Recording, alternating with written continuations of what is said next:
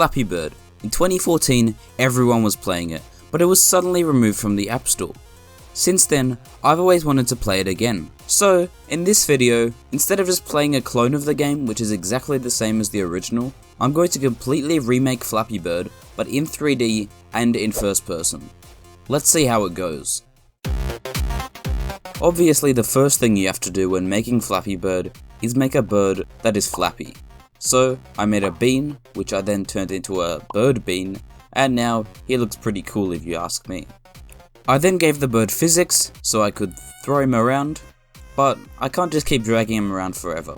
He needs to move by himself.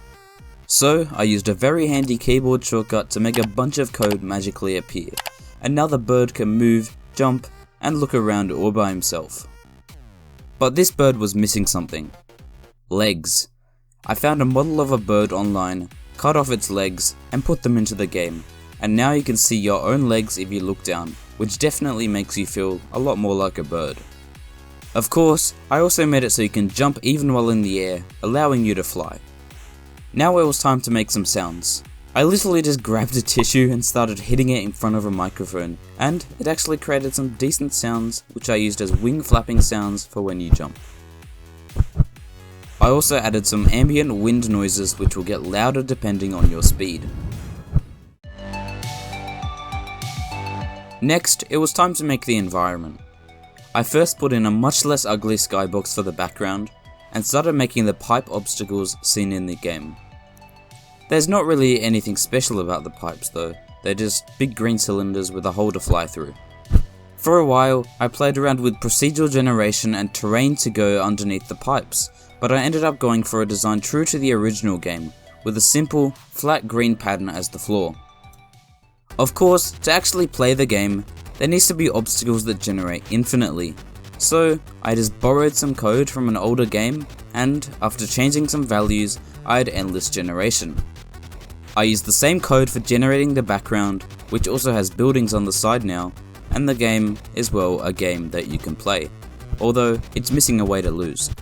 So I added that, but it doesn't exactly work properly. Okay, I fixed that, and yeah, when you hit something, your legs just get completely separated from your body. Next, I added post-processing, and here's what it was like before post-processing, and now after, it just looks so much better. One major problem at this point is that the pipes aren't exactly connected to anything at the top. They just stop. So how can I fix that? Clouds.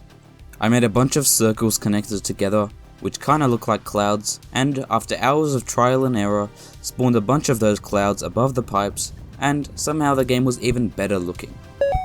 I then added a score and a death screen, and the game was finished. But what else is there to add? Well, a wise man once said, "All good games have a giant cat that chases you." And that's exactly what I added. You're just playing the game, peacefully flying through pipes, and then boom, you turn around and there's a giant cat following you, staring into your soul. Now, with that final addition, the game is finally done. And I mean, it's fun. It's a little bit scuffed, and there is a giant cat chasing you, and you do have kind of stupid looking bird legs which fall off when you crash, but I think it's pretty good.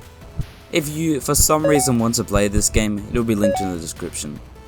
Make sure you subscribe if you want to see more videos like this.